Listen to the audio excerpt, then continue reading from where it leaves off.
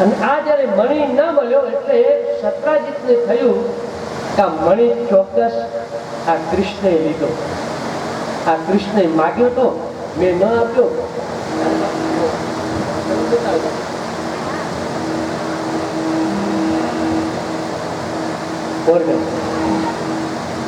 કૃષ્ણને આરોપ આપ્યો કે તમે આ મણી તમે જ લઈ ગયા, તમારા જોડે તમે માગ્યો મેં નથી આપ્યો, માટે કારણ કે તમારી તો આદત છે, ચોરી કરવાની આદત છે ને પહેલેથી. નહીં તમારા બાપના ઠેકાણા, નહીં તમારી માના ઠેકાણા, તમે ક્યાં જન્મ્યા, ક્યાં ગયા, ક્યાં મોટા થયા, કોઈ તમારા ઠેકાણા જ નહીં. ગોપીઓના દિલ ચોર્યા, માખણ ચોર્યા, એટલી બધી ચોરી કરવાની, અને નક્કી તમે જ આ મણી ચોરી કૃષ્ણ ઉપર આરોપ આપો. વિચાર કરો, કૃષ્ણ જેવા કૃષ્ણને પણ આ મનુષ્ય છોડ્યા નથી, તો તમારી અને મારી હાલત શું? કારણ કે મનુષ્યના, અમારા શાસ્ત્રીજી કહેતા કે એક હાથમાં ગુલાલ છે ને એક હાથમાં ધૂળ છે, એ ક્યારે ગુલાલ ઉડાડે અને ક્યારે મનુષ્ય ધૂળ ઉડાડે ખબર નહીં. ક્યારેક તમારી વાહ વાહ કરશે અને ક્યારે પાછા તમારા વિશે ખરાબ બોલવા લાગે ને ખબર નહીં. કારણ કે કૃષ્ણને પણ નથી છોડ્યા.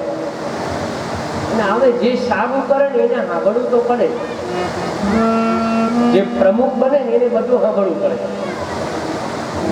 પ્રમુખને બધું સાંભળવું પડે. ગમે એટલું સારું કરો તો એ સોસાયટીની બાઈઓ તમને એ કંઈક ને કંઈક બોલ્યા જ રાખે. ઘણી જગ્યાએ એવું કે ઓલા નવરાત્રીમાં ફાળો કરે ને તો એમ કે અમે ક્યાં ગરબા રમવા આવીએ છીએ, હા અમે ક્યાં નાસ્તો કરવા આવીએ છીએ. અરે બાપ, તમે નાસ્તો ગરબે રમવા ન આવો, નાસ્તો કરવા ન આવો તો મા ભગવતીના નવરાત્રી ચાલી રહી છે, તો બધા ગરબા રમે એના માટે બધું આયોજન માટે જ ફાળો હોય. આ તો કે પ્રમુખ ને તો પ્રમુખ જ્યારે ત્યારે આ બધું ઉઘરાણ જ કરતા હોય. હા, અને આમ આમ પાછા કઈ કામ તો કરાવતા નથી.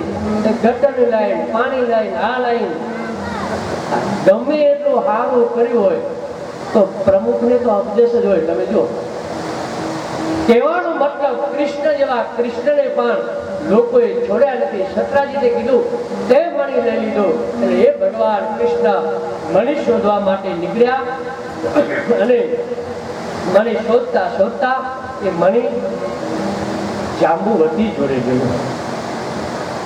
જાંબુવનની દીકરી એ જાંબુવતી. અને ભગવાન કૃષ્ણે જયારે મણી લેવા ગયા અને મણી લેવા ગયા એટલે જાંબુવન કીધું કે એમને મણી નહીં મળે, મારા સાથે યુદ્ધ કરવું પડશે. અને એ જ કૃષ્ણએ જાંબુવન સાથે યુદ્ધ કર્યું અને યુદ્ધ એટલું બધું ભયંકર થયું.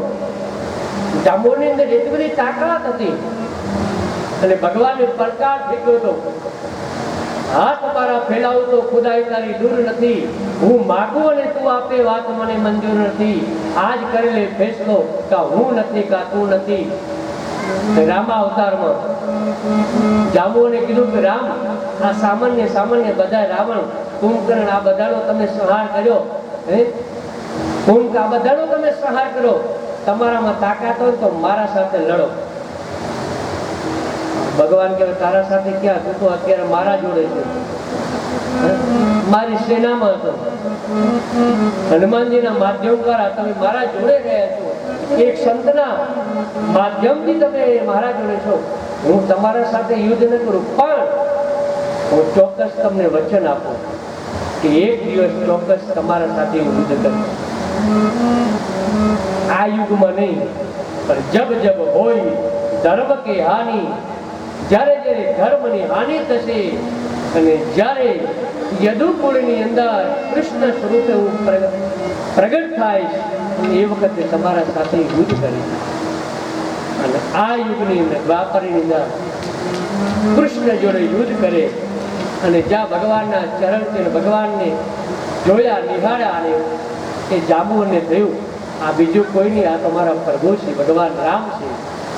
ભગવાનના ચરણમાં બને, ભગવાનની માફી માંગે, હે પ્રભુ મારાથી ભૂલ થઈ ગઈ, અપરાધ સહસ્ત્રાણી ત્રિયતે અને સંમયા હે પ્રભુ દાસો, હું દાસ છું, ભગવાન મને ક્ષમા કરો, મારાથી ભૂલ થઈ, મેં પ્રભુ આપના સાથે મેં યુદ્ધ કર્યું. હવે યુદ્ધ કરી હોય, વેરી બનાવ્યા હોય, દુશ્મન બનાવ્યો, દુશ્મનને જોડે સારો સંબંધ રાખવો તો શું કરાય? કે જાંબુવાન જોડે શીખવા જોઈએ. જાંબુને વિચાર કર્યો, એક કામ કરું, કૃષ્ણ જોડે સારો સંબંધ રાખવો હોય ને, એક કામ કરું, મારી કન્યા છે ને, એ મારી કન્યા એ કૃષ્ણને પહેરાવી દીધી. અને કૃષ્ણને કીધું કે કૃષ્ણ, મારી આ જાંબુવતી કન્યા સાથે તમે લગ્ન કરો. ભગવાને કૃષ્ણને જાંબુવતી સાથે લગ્ન કર્યા, પોતાની કન્યા સમર્પિત કરી. અને એ આવી જ પ્રથા ભાગવતમાં પણ પ્રથમ સ્કંદમાં 9મા અધ્યાયની અંદર બાણશૈયા ઉપર સૂતેલા ભીષ્મ પિતામહ, બાણશૈયા ઉપર સૂતાતા, અને એ જ વખતે ભીષ્મ પિતામહ કૃષ્ણને કહ્યું, હે કૃષ્ણ, આપ મારા સન્મુખ ઉપસ્થિત થાઓ. અને ભગવાન કૃષ્ણ જ્યારે સન્મુખ ઉપસ્થિત થયા અને ભગવાનને ભીષ્મ પિતામહ કહે કે હે પ્રભુ, મારું એક કામ છે. હે પ્રભુ, મારી એક કન્યા છે ને, એ મારી કન્યા તમારા સાથે લગ્ન કરાવવા માંગુ છું. એ ભીષ્મ પિતામહ જ્યાં કન્યા કીધું ત્યાં ભગવાન કૃષ્ણ કહે, અરે દાદા, તમે ક્યાં વડે લગ્ન કર્યા? અને તમે લગ્ન ક્યારે કર્યા? તમારે ક્યારે દીકરી થઈ? તમે તો સંકલ્પ કર્યો તો હું લગ્ન નહીં કરું, તો પછી તમારે કન્યા કઈ?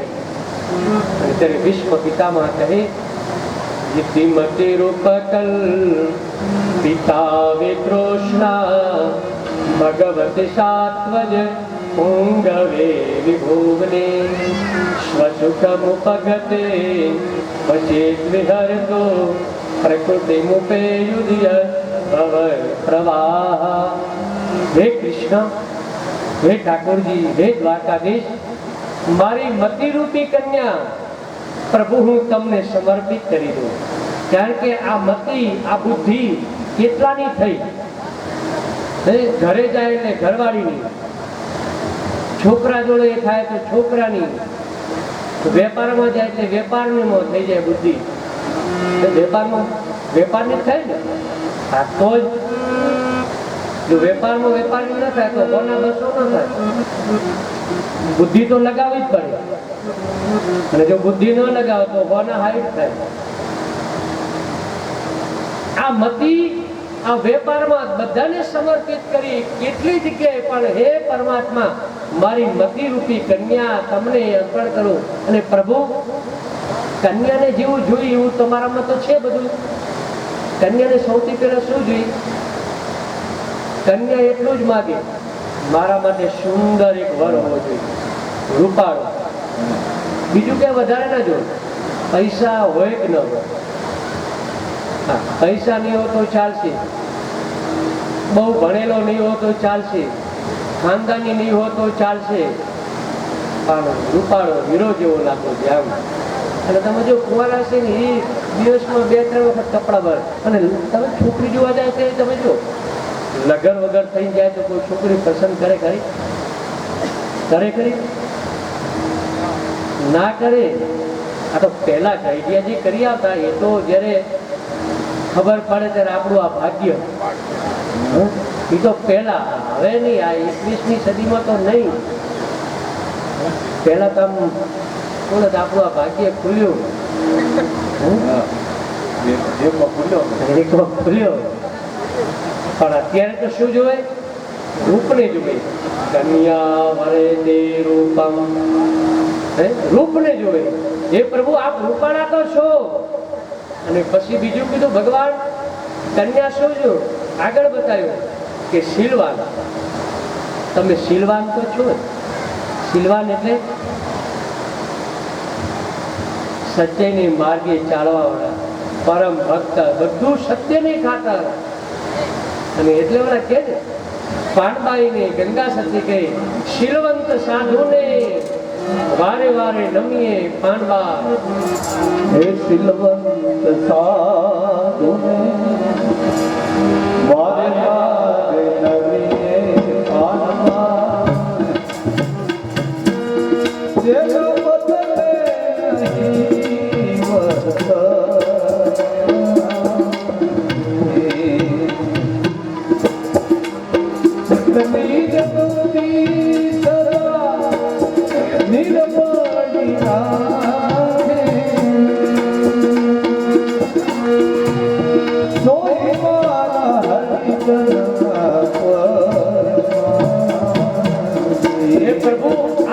તમારામાં શીલ પણ છે, તમારામાં ગુણ પણ છે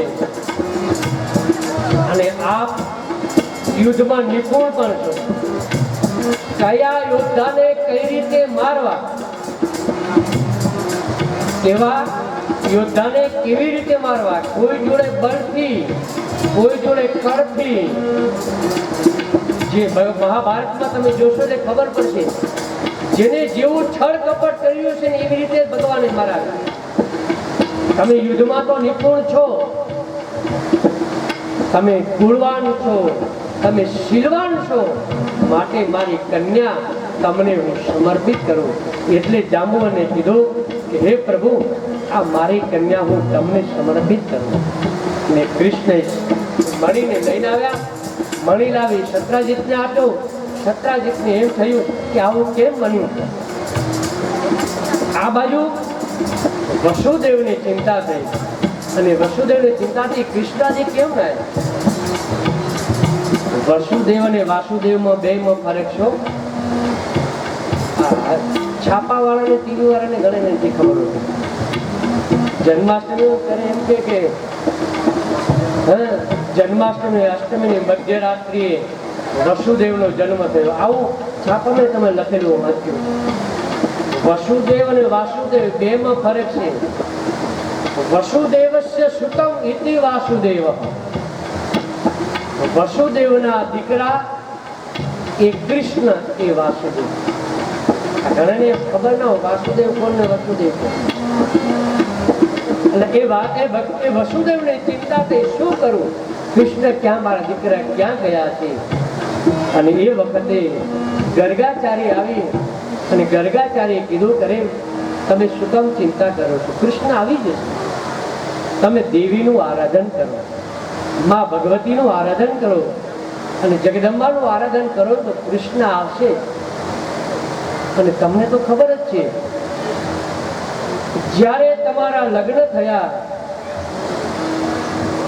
દેવકી સાથે લગ્ન થયા અને એ વખતે કંસ પોતાનો રથ લઈ તમને મૂકવા જતો હતો અને એ વખતે આકાશવાણી થઈ, હે કંસ, તું જેને લઈ જઈ રહ્યો છે ને એ જ દેવકીનો 8મો ગર્ભથી તારું મૃત્યુ થશે.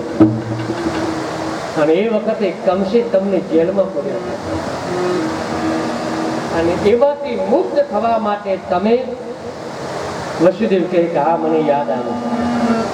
તે દરમિયાન મેં મા ભગવતીનું આરાધન કર્યું હતું, નવાર્ણનો મંત્ર જપ કર્યો હતો. અને ગર્ગાચાર્યજી મેં આપને પણ કહ્યું હતું આપ પણ અમારા માટે જપ કરજો. એ વખત એવું થાય કે આપણાથી કદાચ ઘરે સૂતક આવ્યું હોય, વર્ધી સૂતક હોય, પેલું સૂતક હોય, આપણે કદાચ નવરાત્રિ ન કરી શકવાના હોય તો આપણા જે પુરોહિત હોય, આપણા આચાર્ય હોય, આપણા બ્રાહ્મણ હોય, આપણા ભૂદેવ હોય, એને કહો કે અમારા માટેથી તમે અનુષ્ઠાન કરો.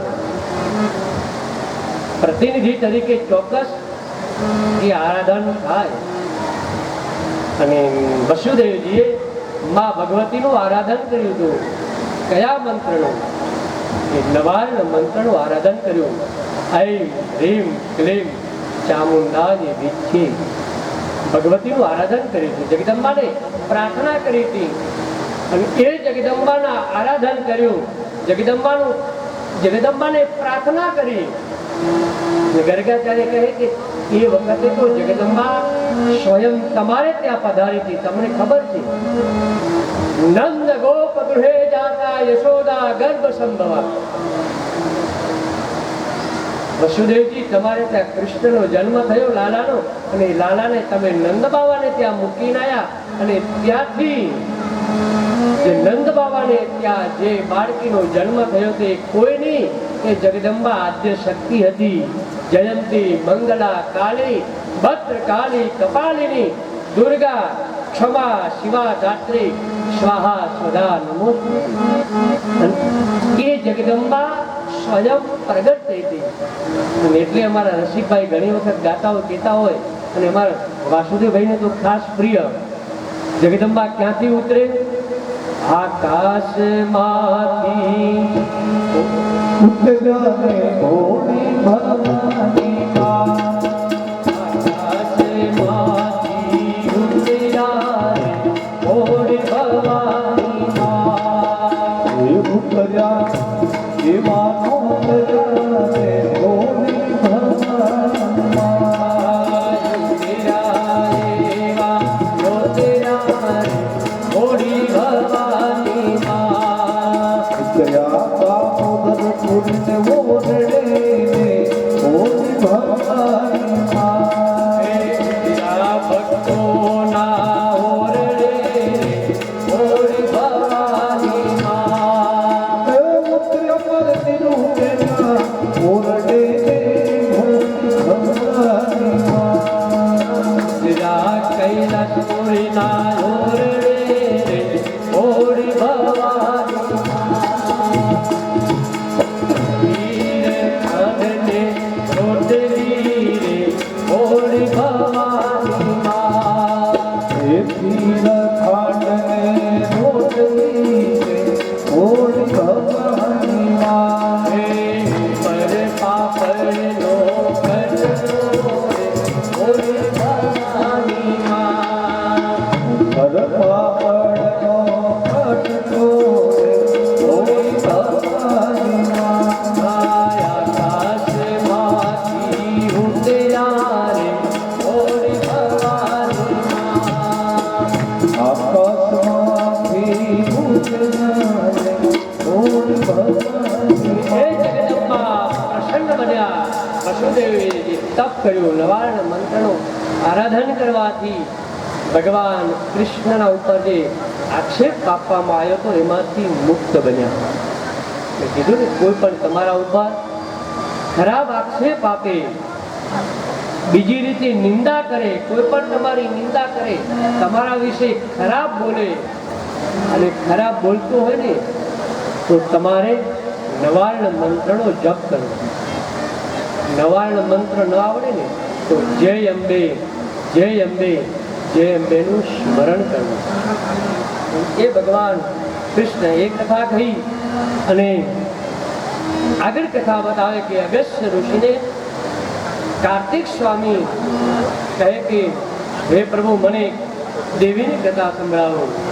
અને અગસ્ત્ય ઋષિના પત્ની એટલે લોકમુદ્રા, અને એ કથા કાર્તિક સ્વામી અગસ્ત્ય ઋષિને કહે કે હે ઋષિ, દેવી ભાગવતનું મહાત્મા વિસ્તારથી કહેલું, બહુ વિસ્તાર કરવો બહુ અશક્ય છે. કારણ કે અસિત ગિરી સમમશાર કજ્જલમ સિંધુ પાત્રે.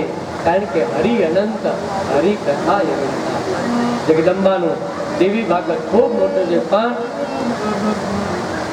જે પૂર્વ શ્રાદ્ધ દેવ મનુ થયા, અને મનુને ત્યાં જે સંતાન ન હતું, અને એ વખતે વશિષ્ઠ બાપજીએ જે પૂજા કરી, તપ કર્યું, અને તપના માધ્યમથી ભગવાન નારાયણની કૃપાથી, ગુરુની કૃપાથી, શિવની કૃપાથી એને ત્યાં જે સંતાનને વગેરેનો જન્મ થયો. તેમજ ઋષિને પણ સંતાન ન હતું. એવું શું કારણ હતું કે રેવતી નક્ષત્રને આકાશમાંથી નીચે આવવું પડ્યું. અને જગદંબા, આદ્ય શક્તિ જગદંબા કઈ રીતે પ્રગટ થાય અને કઈ રીતે અસુરોનો સંહાર કરે, એ બધી જ કથા આવતીકાલે બરાબર 2:30 વાગે. અત્યારે આજની કથાને આપણે વિરામ આપીએ. અને આજની કથાની બધા જોડેથી મારી એક જ દક્ષિણા, કથામાં દક્ષિણા તો આપવી પડે. જગદંબાની અનન્ય કૃપા પ્રાપ્ત થઈ ત્યારે આપણને એક સરસ અવસર પ્રાપ્ત થયો. ચૈત્ર મહિનાની અંદર અને એમાંય ચૈત્ર નવરાત્રિની અંદર એક ભગવતીના ગુણાનુવાદન સાંભળવા માટેનું આપણને એક અવસર પ્રાપ્ત થયો. सकल पदार्थ है जग माही, भाग्य बिना नर पावत नाही. ભાગ્ય વગર કશું જ મળતું નથી. ભાગ્યમાં પ્રાપ્ત થયેલું હશે તો જ એ આપણને પ્રાપ્ત થશે. અને જ્યારે આપણું ભાગ્ય ખુલે ત્યારે જ આપણો સત્સંગ, ત્યારે કથા, ત્યારે યજ્ઞ, ત્યારે દાન આ બધું કરી શકીએ. ભાગ્ય વગર કશું થઈ શકતું જ નથી. બહુ જન્મ જન્માંતરના કઈક પુણ્યને આધારે આપણું ભાગ્યોદય ખુલે. એ ભાગ્યોદય ખુલે ત્યારે કોઈ સંતની કૃપા થાય, કોઈ ભગવંતની કૃપા થાય ત્યારે જ આપણે દેવી ભાગવત કથા એ શ્રવણ કરી શકીએ. જ્યાં સુધી કૃપા ન થાય ત્યાં સુધી કશું થઈ શકતું નથી. મેં ગઈકાલે પણ કહ્યું કે ઘણા બધાને કથા કરાવી હોય પણ છતાં એ કથા નથી કરાવી શકતા, કારણ કે ભાગ્યમાં નથી. અને ભાગ્યમાં ના હોય તમે યથાર્થ પ્રયત્ન કરો તોય તમને ન મળે. અને જો ભાગ્યમાં હોય અને તો ગમે ત્યાંથી એ તમને પ્રાપ્ત થાય. તમે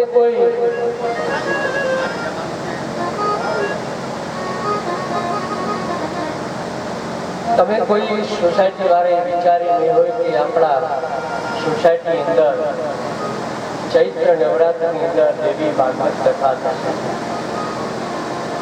આ બધાનું ભાગ્ય જ્યારે ખુલ્યું ત્યારે આ દેવી ભાગવત આપણા ઘર આંગણે આ કથા શ્રવણનો અવસર પ્રાપ્ત થયો.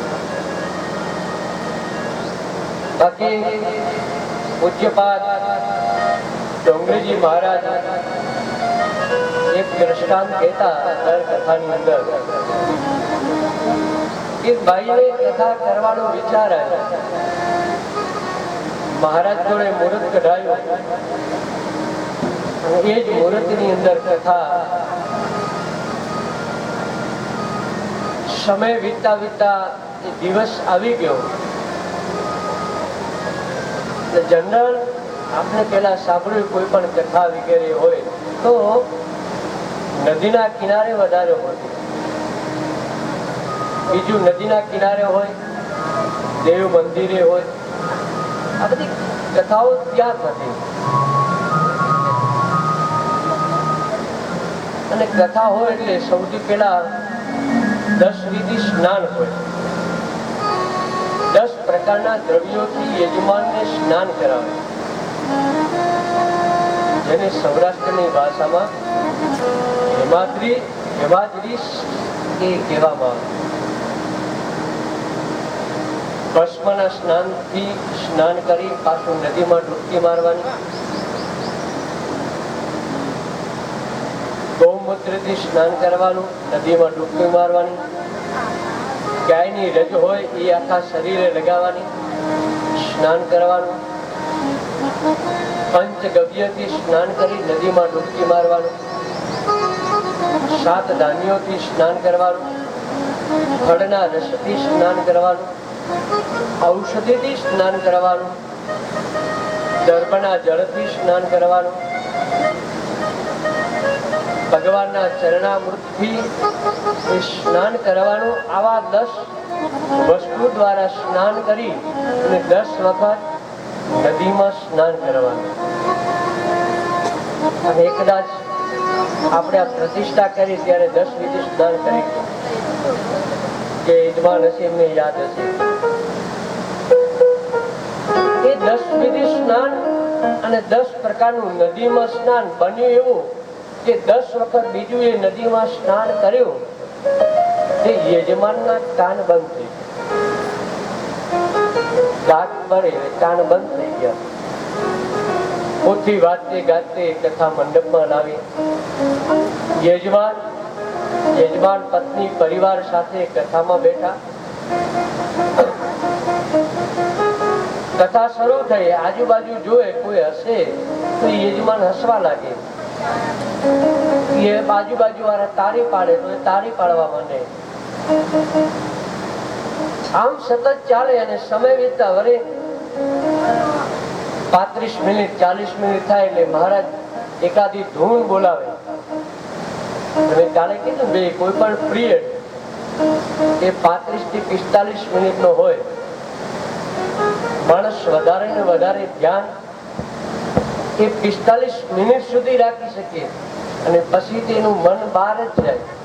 એટલે એકાદી મહારાજે ધૂન બોલાવી, હરિ બોલ હરિ બોલ હરિ બોલ હરિ બોલ.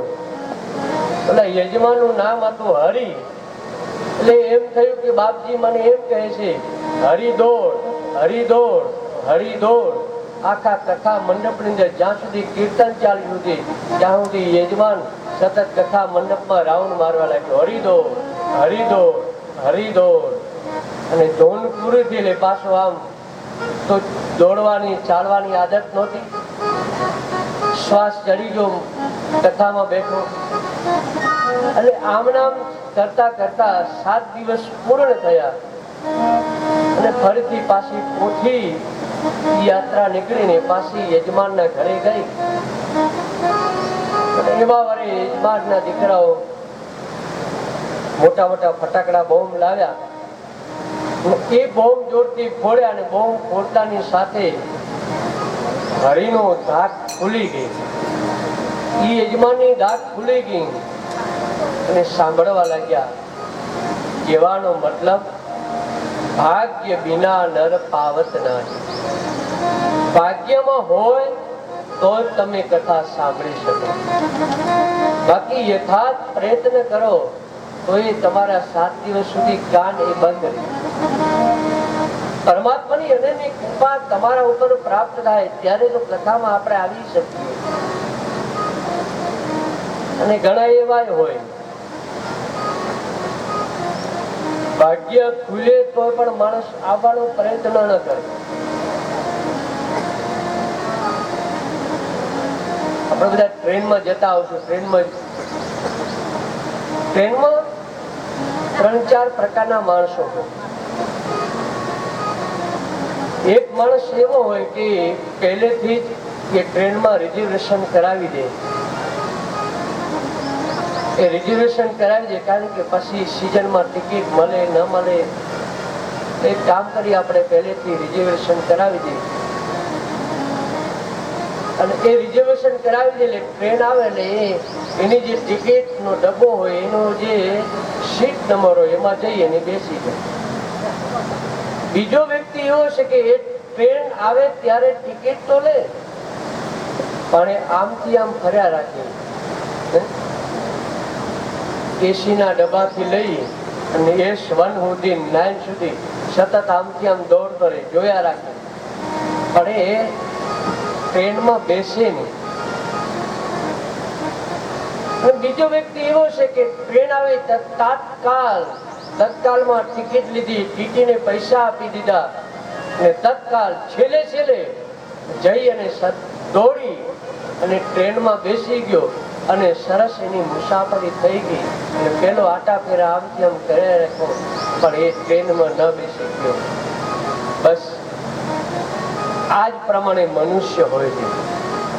ઘણા એવા વ્યક્તિ છે પહેલેથી જ બુકિંગ કરાવી દેવી, આપણે કથામાં વહેલાસર આવી જઈએ, એ આપણી જે જગ્યા છે જગ્યા ઉપર બેસી જઈએ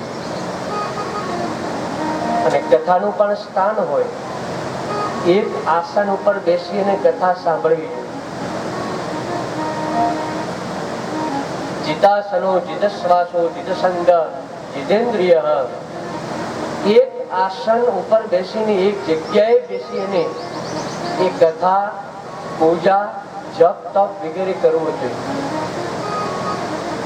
આપણે તો એક દિવસ મંદિરમાં માળા કરીએ, બીજા દિવસે હોલમાં કરીએ, ત્રીજા દિવસે બાલ્કનીમાં બેઠા બેઠા કરીએ. એક આસન હોવો જોઈએ. એટલે કહેવાનો મતલબ જેને નિશ્ચય કર્યો એ પોતાનો એ જગ્યા ઉપર બેસી જાય. અને બીજો વ્યક્તિ એવો છે શું કરશે? જોયા રાખશે. ઘણા સોસાયટીમાં એવા હશે, પોલીસ સાહેબે આયોજન કેવું કર્યું છે,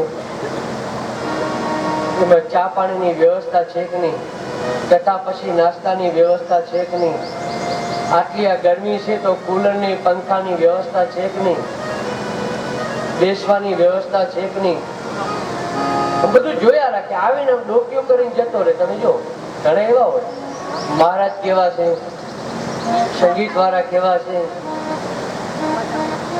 શાંતાબા આવ્યા છે કે નહીં, એના જોડે કાંતાબા આવ્યા છે કે નહીં, આ બધું જોઈને જતા રહે પણ કથામાં ન.